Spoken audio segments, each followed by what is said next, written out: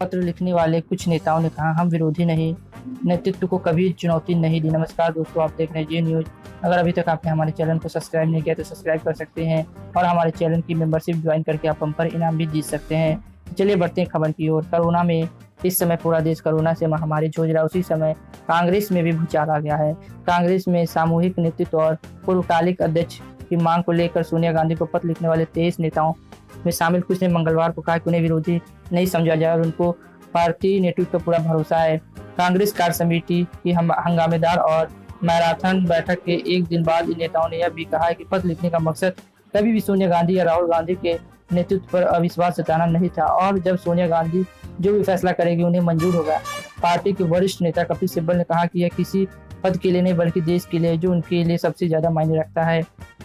उन्होंने ट्वीट किया कि यह पद के लिए नहीं, यह मेरे देश के लिए जो सबसे ज्यादा महत्व रखता है। गौरतलब है कि कांग्रेस के वरिष्ठ नेता सिब्बल ने टिप्पणी उस वक्त की जब एक दिन पहले ही कांग्रेस कार्य समिति की बैठक में राहुल गांधी की एक कथित टिप्पणी और फिर उन पर सिब्बल की तरफ से निशाना साधे जाने के बाद विवाद हो गया था। बाद में सिब्बल ने कहा कि खुद राहुल गांधी ने मुझे सूचित किया है कि उनके हवाले से जो कहा गया वह सही नहीं और ऐसे में वो अपना पहले का ट्वीट वापस लेते हैं।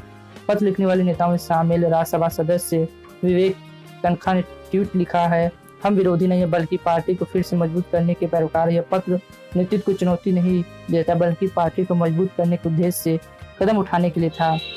चाहे अदालत या फिर सार्वजनिक मामले हो, उनमें सत्य ही सर्वश्रेष्ठ कवच होता है, इसलिए जो भी यह हुआ है वह सब गलत है। इतिहास इसका गवाह है। बहादुर को स्वीकारता है और जो कमजोर होता है उसको इतिहास बदल देता है।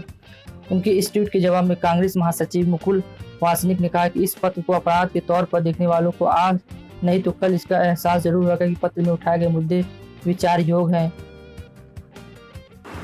वासनी ने भी पत्र पर हस्ताक्षर किए हैं। दूसरी तरफ इस पत्र पर हस्ताक्षर करने वाले एक अन्य नेता के नाम जारी करने की शर्त पर पीटीआई भाषा में कहा है कि CWUC की बैठक में जो नतीजा निकला उनसे हम संतुष्ट हैं। पत्र पर हस्ताक्षर करने वाले कई नेता CWUC की बैठक में मौजूद थे और सबने प्रस्ताव पर सहमति जताई। उन्होंने कहा कि हमने कभी सोनिया गांधी और राहुल गांधी के नेतृत्व पर कोई अविश्वास नहीं जताया और सोनिया जी से जो भी कदम उठाएगी वो हमें मंजूर है। पत्र लिखने वालों पर निशाना साधने वाले कांग्रेस नेताओं पर बरसते हुए इस नेता ने कहा, हम पार्टी को मजबूत करने के लिए काम कर रहे हैं, किसी के खिलाफ काम नहीं कर रहे हैं। जो हम पर आरोप लगा रहे हैं वह सिर्फ चापलूसी कर रहे हैं। अगर यह जाहिर होता है कि पार्टी का नुकसान होता है, अगर ये पूछे जाने पर क्या पत्र को अब सार्वजनिक रूप से जारी किया जाएगा, तो उन्होंने कहा कि पत्र को जारी करने का मतलब नहीं है।